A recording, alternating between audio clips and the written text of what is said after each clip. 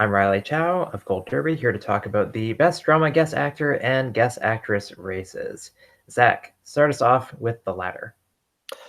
I don't know what to predict in this category because it's so weird. You've got contenders from hanging episodes of The Handmaid's Tale. You've got contenders from a limited series that's now been put into drama series. And then you've got Felicia Rashad and Carice Van Houten.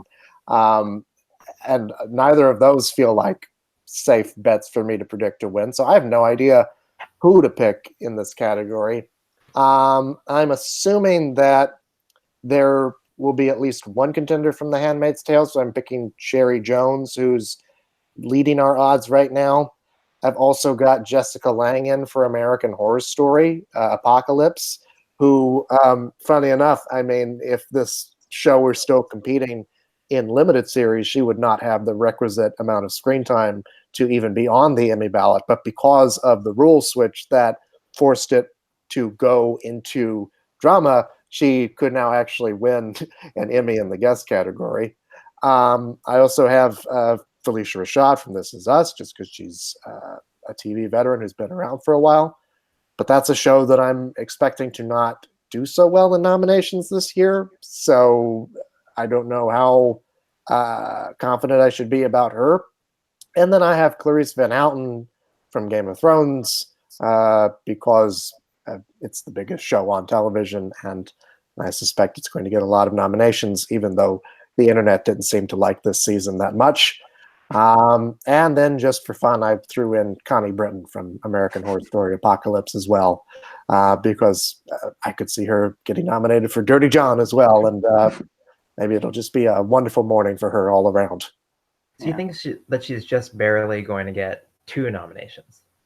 Yeah, I mean, hey, remember that year when Laurie Metcalf got 3 nominations out of nowhere that nobody was expecting? Stranger things have happened.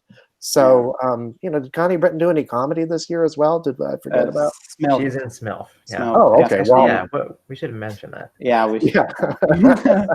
It occurred to me. So who knows? But it's so weird because again, I also have Cicely Tyson for How to Get Away with Murder, just because she's nominated every single year. Is she though? Because she's 3 out of 4 right now. I think. Sort of. She feels like she's nominated every year. Yeah, I feel like every year she's there. When she was snubbed, she also submitted for House of Cards, so there could have been some vote splitting happening that year, especially because House of Cards dominated the drama guest actress category that year. I actually have her in, and I don't feel confident. I mean, Zach, I have the same 5 as you, and then I actually have all 6, the same 6. But I think Tyson is not secure, but she feels like a safe bet because, as you said, she gets in every year for a show that the Emmy voters just don't care about or don't care about anymore at all. And this season, if it were based on tapes, she also wouldn't have that great of a tape. I mean, she had a lot to do, but not as much as she had to do last year or for the first season. And sometimes I worry that, the fact that she didn't win for the first season when she was the heavy frontrunner and when she had really baity material, and the fact that she didn't win worries me a lot. But she seems like, a perennial nominee in this category at this point. And for the top 3 spots, I actually think this is between Jessica Lange, Carice Van Houten, and Cherry Jones. Do not underestimate Cherry Jones, even if she only popped up in 5 minutes of Holly. But she appeared in an episode of The Handmaid's Tale in the 3rd season, right when voters were marking off their ballot. And, she's won an Emmy for 24 in the past. So, and The Handmaid's Tale has dominated this category in the last 2 years. So don't underestimate her. Yeah, I assume that she'll win in the end, just because this competition is so weird, but also because I assume that she's going to show up a lot more prominently in the 3rd season, and voters won't know what they're actually voting for. Yeah. Which is fair enough. Yeah. Or did you want to go? Oh, you go ahead. I think I currently have Jessica Lange in number 1 because not sure how American Horror Story Apocalypse is going to perform overall, but For me, Jessica Lange stole the season with that single episode. I mean, she's playing the character that she won for in the first season, Constance Langdon, and it's an incredibly showy performance. I think if this were based on tapes, she'd win in a heartbeat because she's drunk, she's screaming, she's tossing around these one-liners, she's, being sassy. I think if it were based on tapes, she'd win this in a walk. But I'm very hopeful for Carice Van Houten because even though she doesn't have a splashy episode or doesn't give a splashy performance, she's a very important driving force in the storyline, or her character is. And I'm hoping that that'll help her get into this category. Yeah, I've never been particularly impressed by Carice Van Houten, but I would like to see her win this year, actually. I think she's got a solid tape where she's been gone for a season and she shows up at the beginning of the episode. She saves everybody, and then the episode ends with her dying. I don't know what more you want from I guess tape. She submitted herself for years in the supporting category, and then last year I thought that she would submit herself in guest, but I think that she kind of forgot that she was on the season since it had aired so long before that, and she was barely in it. And this year she wasn't going to submit herself, and then one of our users named Matthew stepped in and contacted her people. So well done to him. Well done. Very well done. Yes. We should say, though, that Game of Thrones has not exactly performed well in the acting categories outside of Peter Dinklage. And by well, I mean in terms of winning.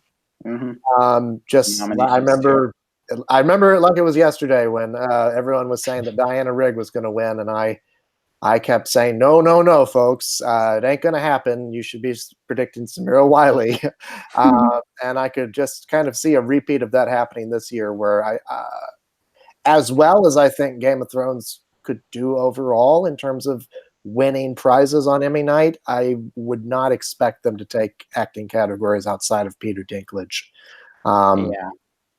Just because I don't think they look at that show in that way.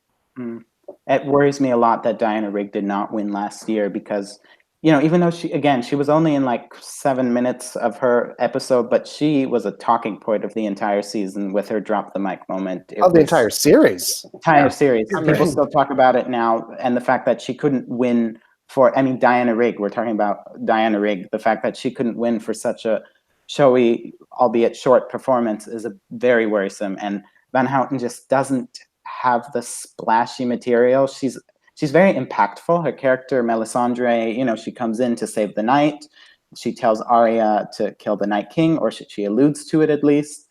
And she's very important. Her character is very important in the storyline. But I don't know how actors will respond to other Game of Thrones actors besides Peter Dinklage. So it worries me a bit for her.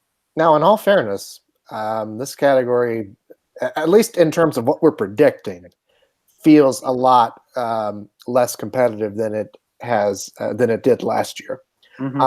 So that could help any number of people win. It could help her win if maybe they're just voting for Game of Thrones because they're voting for it in every other category.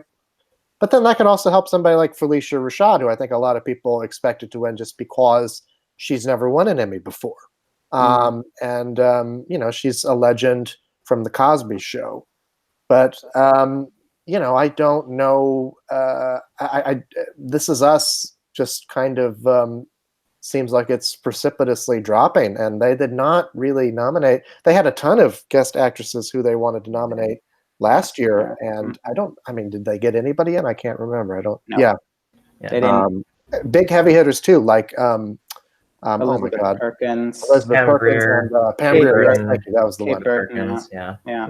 So, even I can't remember This Is Us. So it's my job to remember it. I wonder how Emmy voters are going to fare with it. It's tough because This Is Us, you assume it's just going to keep sinking. So it's going to get harder and harder to get nominations the later they are into the show. I don't have it getting a single nomination at the main telecast this year. So why should I predict Felicia Rashad? Maybe the Emmy voters have just not gotten this far. I remember last year in Homeland, you had Jake Weber, who was a series regular in the guest category. You had Beau Bridges playing the president Yeah. slash vice president. You know, these big names. Well, you know, kind of For showy, TV, yeah. yeah, showy roles, and they end up Great going with F. Murray performances. Abraham, who was only in one scene, but had been in the show for years. So, you know, even if they hadn't seen that season, and it seems like they didn't see that season, they had seen him in previous seasons. And Felicia Rashad, she really doesn't have that benefit. Yeah. And it's not like, you know, every time we get a big name on the ballot, they just get nominated either. Last year, we were largely predicting Alan Alda and Margot Martindale for The Good Fight. And, you know, I kind of wonder if This Is Us has similar Academy viewership to The Good Fight at this point. I think if they actually saw my worry is that voters haven't seen the third season of This Is Us. Last year, they didn't nominate the arguable standouts of the second season. Justin Hartley and Mandy Moore were snubbed.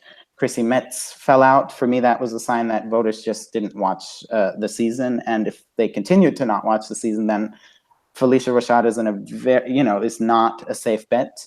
If they watched the episode, Our Little Island Girl, I believe it was called, then she'd be nominated because she gives an incredible performance. She's very emotional in the episode. It's a big episode for Susan Kelechi Watson. And if both Susan Kelechi Watson and Felicia Rashad get in for some reason, then I think they will have watched that episode. And then I think Felicia Rashad can compete for the win. But as of now, I have her in 5th place just because This Is Us did not get in any guest actress last year, even though they were heavy hitters. And that, I don't know, I worry about her this time. I mean, for Felicia Rashad. I mean, just to go from the first season where Brian Tyree Henry, who had never been nominated before, he gets in for singing a song. And then the next year you have all these people who have been nominated for Emmys before and they can't get in. And then they award Ron Cephas Jones, even though he had died the previous year and he read a poem in a flashback or something. They literally took all actors, well, not even all actors. They took actors from season 1 and gave them repeat nominations and didn't nominate anyone new.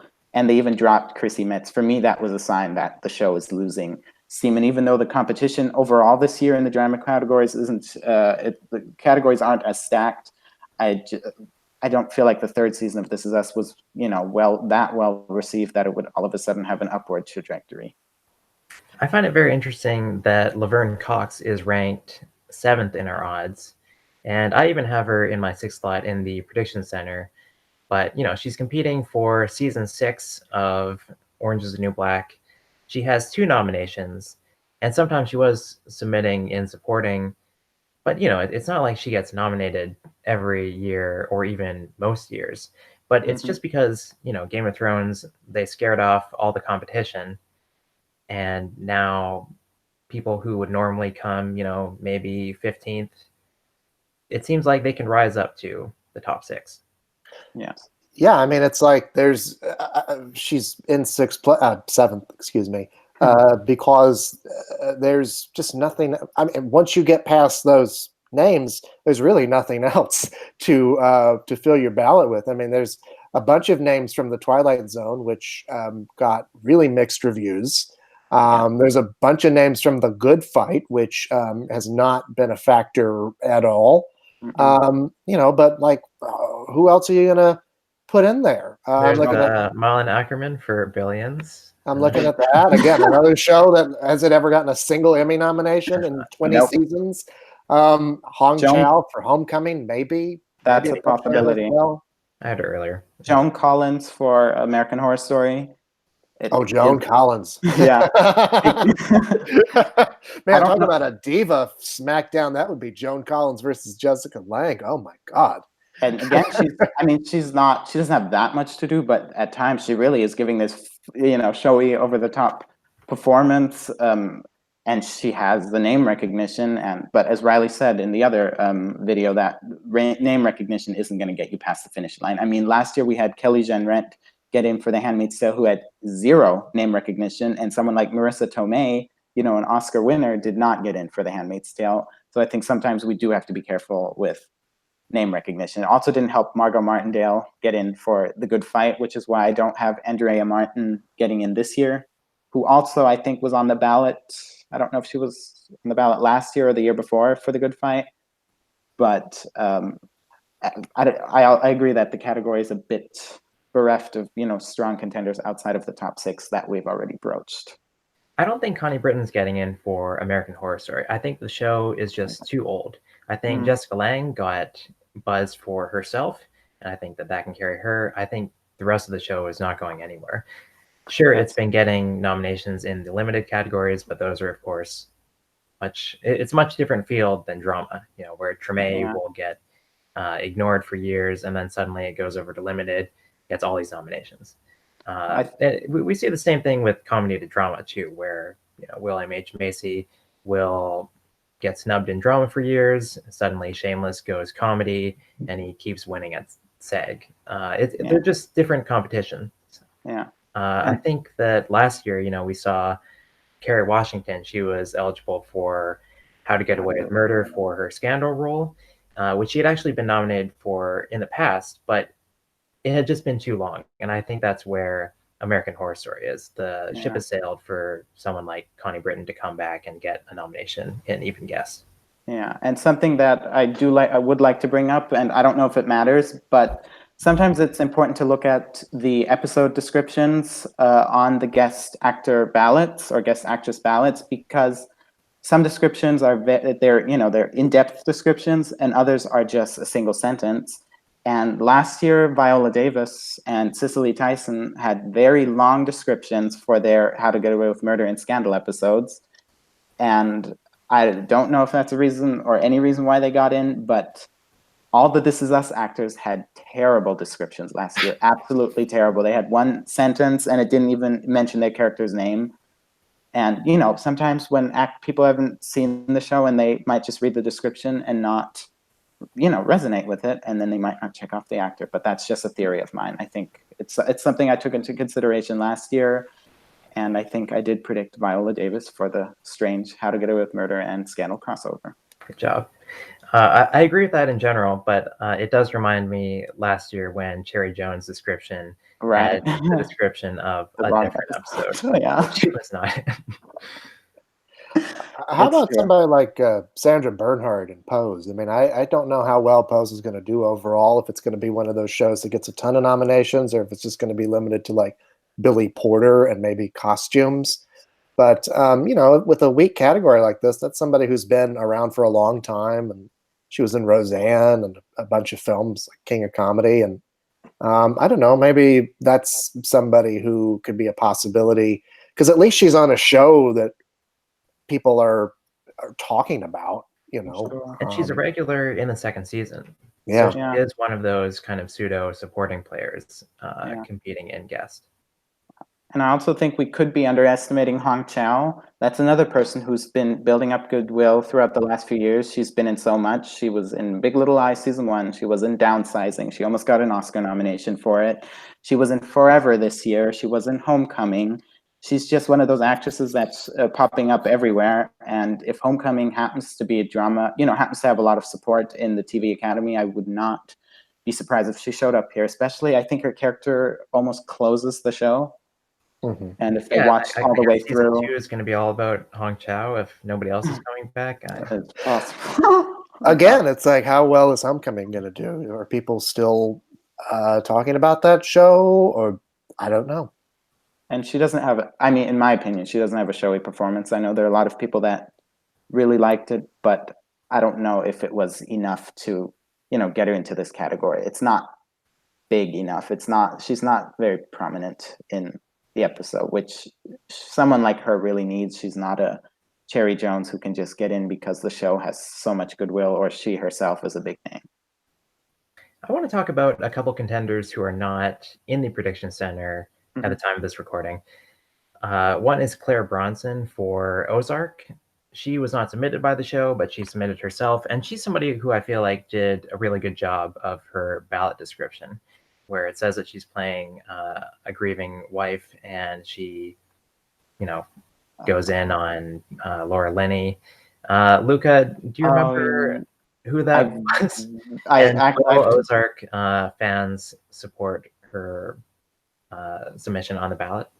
I have to admit, I don't remember exactly who she was, but Ozark, I think, is going to overperform for its second season. I've said that many times, and sometimes, actors just get into these categories because a show overperforms, and it wouldn't surprise me at all, I have to say. I mean, I don't remember what she did in the season, but sometimes that doesn't even matter. I mean, F. Murray Abraham got in for Homeland. That's all I'll ever refer back to. He did zero. And the last person I want to mention is actually somebody who I am predicting, even though she's not in the prediction center, and that's Laura Niemi for This Is Us. She plays Jack's mom. She has been in all the seasons, and I think that she is going to be this year's Kelly Jenrette, because Kelly Jenrette got nominated last year through two methods, I guess. One was the aggressive campaigning by her husband, just going to all the parties. I saw him at our Gold Derby party recently. And, he kind of built this narrative of nominating the husband and wife. And that was great. He exposed, how the Emmys were kind of not quite ready to introduce these short form categories necessarily. This year, they made some changes and expelled him from the ballot, even though he did submit. So he not only got himself a nomination, but he got the rules changed as well. So he's had his impact. And then the other way that they got their nominations was they were showcased at this event called the FYC Independence event, put on by this actress Meredith Thomas, and she hosted 170 guests, and they showed clips from 35 different contenders, people that we've never heard of, but all these underdogs, it seems like they all really want to support each other. And if you're only watching the 2-minute clip of Kelly Jenrette screaming at Elizabeth Moss, which is all she had, then you can kind of see how they would vaguely remember her from the show and would want to support one of their own and check her off the ballot. So this year they showcased 50 clips from different contenders, and they hosted 220 guests. But I feel like now there's a lot more word of mouth in that circle in the industry. And Laura Niemi, she, I would say, had the highest profile clip all the ones that were showcased. She wasn't from Designated Survivor or Code Black or something. She's in a show that people have seen, and if they think hard enough, they actually will remember her character. She also got the Emmys website to do a profile on her. So there are 1,300 words on her that went up during voting. And, she's been stepping it up on social media. This is my crazy prediction. Well, that'd be wild. I mean, yeah. But we have precedent for it last year, like you said, with Kelly Jenrette, who I remember Emmy nomination morning, there was a big resounding, huh? Who? Who is she again? I actually, mistook her for one of the handmaids. That was how much I didn't even remember who she was when she got nominated. But yeah, it's actors love a story like that because they can see themselves in that person's position. I think a lot of actors can more identify with somebody like Laura Niemi or Kelly Jenrette than they can with, say, a Jessica Lange. Right. So yeah, I think that you're on to something there, Riley. Yeah, absolutely. Which episode did she submit? I'm blanking at the moment. She's only in one episode this year, but she's been in all 3. Right. Yeah. The Vietnam episode. Vietnam. Yeah, that's a perfect episode then, because it's all about Jack. So yeah, and her sons are going off to war. Exactly. I think she probably had a good, 2-minute clip to show those 220 voters. Normally, I don't think that these FYC events make any difference. But clearly last year it did. And, there are about 2,700 or so members of the actors branch. There were only 170 voters who attended the event last year. So it seems that you really only need a small number of votes. And, if Laverne Cox couldn't even get that small number last year, I don't see why she would get it this year. And the same goes for anybody else like Andrea Martin. I think one thing that is sad, or something that I do want to mention, is that Marianne Jean-Baptiste Homecoming could have been guest nomination, but I believe she's in a phone call in one of the episodes, which made her ineligible here. But I think if she had been eligible for a guest actress, I think she could have gotten in, and she has the perfect performance to, possibly even win. But that's not happening, unfortunately. But I thought I would mention it. All right, so let's jump over to drama guest actor.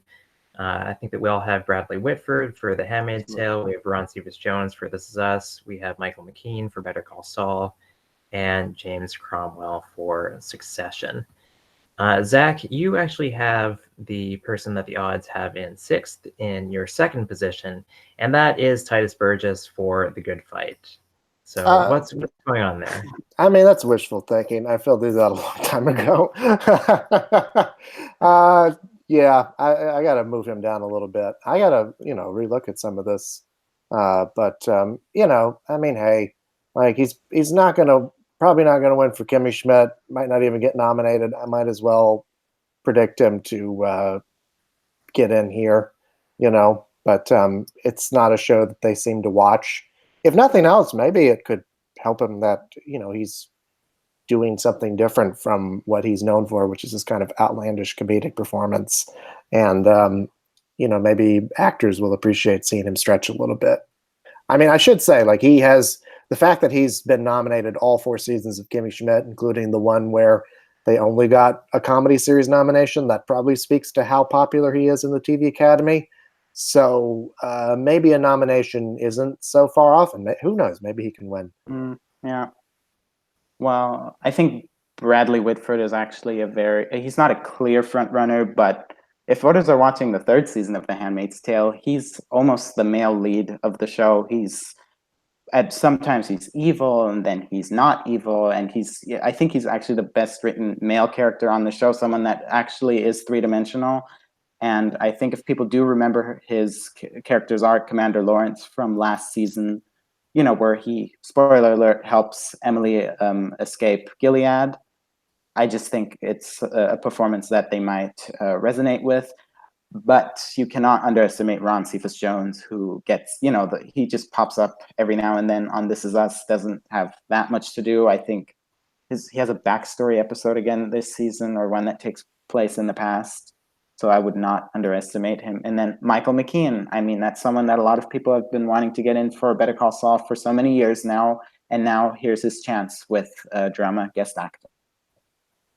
Yeah, these categories, once they shifted in 2010 to just tapes don't matter, just check off whoever you want, all members of the acting branch, they shifted to a lot more of these recurring performances, and they also shifted to performances from previous seasons who maybe didn't really have anything to do this year, but voters had seen in a previous season. And that's the case with Michael McKean, where he was in maybe 1 or maybe 2 flashbacks this year, but he really should have won for his final supporting season in Better Call Saul.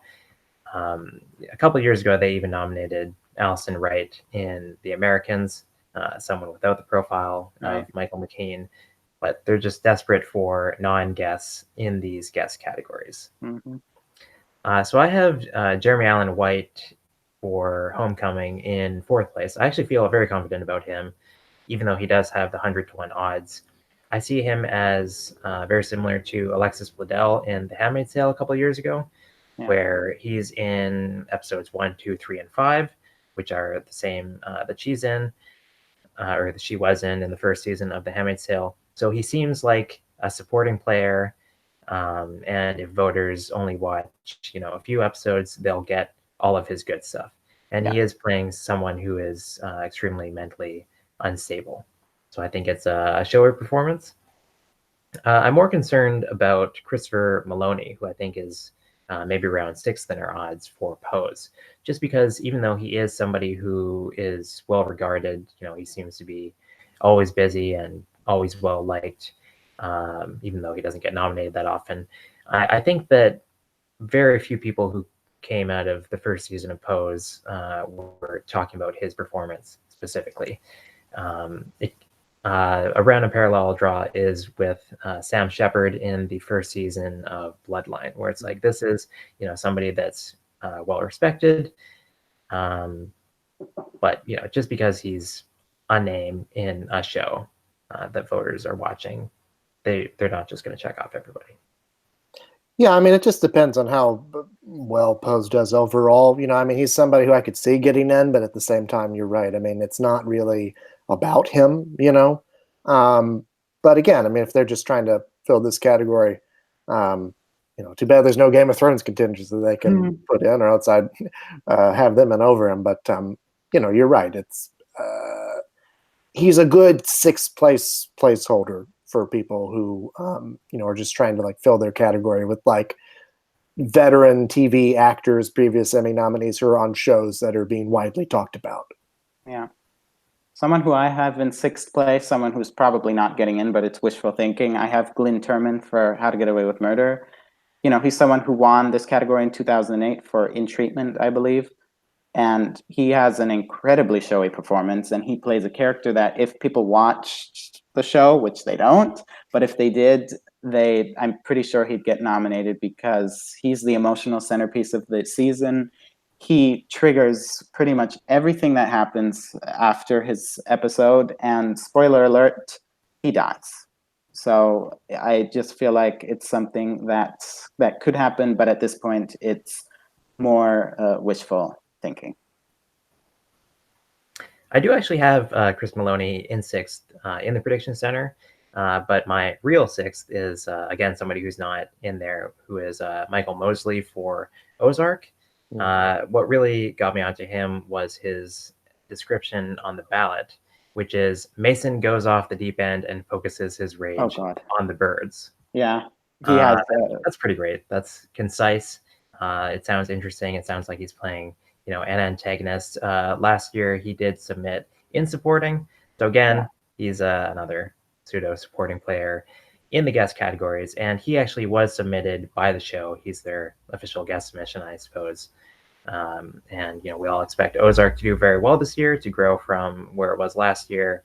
Got nominated for SAG Ensemble. He's kind of part of that. And it's a showy performance. I mean, it's loud. And, you know, that's what Emmy voters really like. And I think it's also a showcase episode for Laura Linney. So I think there's a good possibility that he could get in. But someone else that I would like to mention is Dennis O'Hare for This Is Us, who got in for the first season, even though he didn't do that much. And I don't remember what he did this season, but he's an Emmy favorite. He's gotten in for American Horror Story. He, as I said, got in for the first season of This Is Us. I don't think he appeared last year. So if, you know, I don't think This Is Us will do well, but he could just be an easy, you know, name check for people who, you know, voted for him in the first season. I mean, for American Horror Story, he did come in and out of the nominations. Yeah. So you could see him doing the same thing here. Maybe it's just whenever there's space for him. Absolutely. Yeah, it's crazy. I'm looking at all these guest submissions and actor for This Is Us, and like they didn't even have an episode for Gerald McRaney, the guy who won for their first season and got nominated again in the second. And I mean, he's like a beloved character, Dr. K. Like, what in the world were they thinking? Just they have a flashback structure. They could have easily found a way to bring that guy in for another episode. It would have been an easy nomination for them, Yeah. but. You know, I don't think any of these other guys, like Griffin Dunn is on here. Yeah, Griffin Dunn and Michael Anganera as the two versions of Nikki. Like, those are the guys who actually should be nominated. Yes, yeah. I agree. But again, you know, I don't think voters are still watching This Is Us. I think Griffin Dunn should be nominated before Ron Cephas Jones, before any other This Is Us guest actor. He has the perfect episode, I think, on tape. If he were nominated and we were still under the tape system, you know, he'll make people cry. It's just, you know, and I don't say that about This Is Us, but his episode is one of the best of the series, and it hits really hard. So, but I don't think it's happening just because I don't think This Is Us is getting in any new actors. Well, you know, he's a guy who's been around for a while. He's a previous Emmy nominee for Frasier and a, you know, movie star and all that. So it's not outside the realm of possibility that he could pop up in there. But again, I mean, it just depends on whether or not the show actually is still being watched by Emmy voters. Mm-hmm. And then we also have a bunch of American Horror Story actors here. We have B.D. Wong, we have Dylan McDermott. I don't know why Billy Porter is not. I don't know why he's not in the guest category. I believe he was eligible, but they moved him to supporting for American Horror Story. I feel like he was in too many, but I know Really? that Cheyenne Jackson was definitely eligible, and they put him in supporting. Which is, it's just very strange. Their category placement. B.D. Wong is someone who got in a few years ago for Mr. Robot. So he's not beyond the realm of possibility, but he doesn't do very much in American Horror Story. And as we said before, that show is probably not going to do well in all these drama categories. There's a whole bunch of people from the Twilight Zone. I'll talk about the Twilight Zone because I've seen it. Camille Nanjiani, he is the star of the first episode, and it is a solid, 55 or whatever minutes in which he is in every scene. I think the problem is just, for one thing, the Twilight Zone is god awful. The other thing is that I'm not sure how many people have seen it. If The Good Fight, also on CBS All Access, has struggled to get nominations for their high profile guests. But, Camille Nanjiani, he does have goodwill these days from getting an Oscar nomination for screenwriting. And, it's a great tape for him. The only other Twilight Zone actor that I would consider is Adam Scott, who is in the second episode. He, as we talked about, has been working a lot, in the industry for years. So this might just be his time. And he's the star of the second episode, which was not released free on YouTube with the first one, but it did come out on the same day. And I imagine that is the last time that the vast majority of anybody who watched The Twilight Zone watched The Twilight Zone. And his episode was the only good one. Yeah. And I guess someone else I'll throw in, it's not happening, but Andrew Lincoln for The Walking Dead, the person who led the show for many, many seasons and now is not on it anymore. But the show has never gotten any nominations really, above the line or any acting nominations. But, he led the show for so many years and he's probably somewhere in the top 15. And then Alan Alda, of course, or go ahead. I think Andrew Lincoln and Wagner Moura for Narcos. I think they're both people who would have gotten nominated maybe 2 seasons ago. Mm-hmm. But at this point, I think their shows are just too far gone. Yeah. Or Zach, go ahead. Oh, no, you had mentioned Alan Alda and The Good Fight. Yeah. I was just going to say there's a bunch of high profile names from shows that aren't really being watched and talked about. Like The Good Fight is a perfect example there. He was, eligible for that last year, right? Mm-hmm. And, this is a 7 or 8 time Emmy winner, and he couldn't even get in last year for that. And people like John Malkovich and Billions, or John Cameron Mitchell in The Good Fight. There's some big Dabney Coleman for The People. There's a lot of big time names in here, but I don't know if any of these shows are actually being viewed.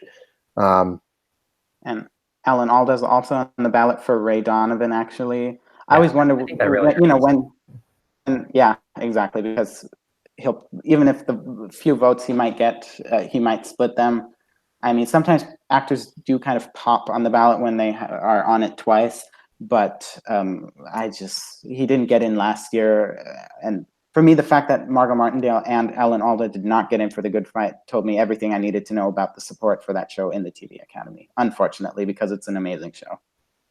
I think also in recent years, we're seeing fewer and fewer name checks to some extent. People like Alan Alda, or especially Beau Bridges, I feel like is in this category every year for something else. And he actually hasn't gotten in for a while. And I imagine that's because a quarter of the Academy was not among the membership 4 years ago. But there's been such a push for diversity and for younger voters that I don't know if these veterans' names really resonate with all the new voters.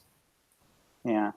And in even though this is, drama guest actress, that used to be the category where we had all these veterans being rewarded. But the last 2 years, Samira Wiley and Sis Liddell were actually the youngest actress to win in that category since the category underwent changes in 1989. So I think there's a shift happening here. And as you said, I don't think name checks are, a guarantee for a nomination anymore, even though we do see them, because as much as I, love Viola Davis' performance in Scandal last year, I can't imagine anyone having actually seen that episode. So there's a mixture of both, I think. And that's what makes these categories so difficult to predict. You really do have to be on a show that they're watching, it seems, to win lately, or even to get nominated. Like Samara Wiley, I think, is a perfect example of that, where they liked the show to a certain extent. They liked her. They had residual goodwill from the year before, and they wanted to reward her specifically, as opposed to like a bigger star on a show that was not being viewed as widely. You have to be in a drama series nominee. I think we saw that last year. I think Amanda Spears likes to bring it up every year, or last year, she said every person that won, also in the below the line categories, and many of them, was a drama series nominee. And I think that could hurt a few people in these categories, which is why I actually think James Cromwell is someone we could, be underestimating. I think could, come up from behind and win that category, especially if Succession overperforms. And he's just one of those well-respected actors who, has won Emmys, and I think the last one for American Horror Story Asylum. So I think we might be underestimating him. He could easily win if, people don't resonate with the Handmaid's, voters don't resonate with the Handmaid's Tale at the moment, or don't feel like they need to reward Ron Cephas Jones a second time.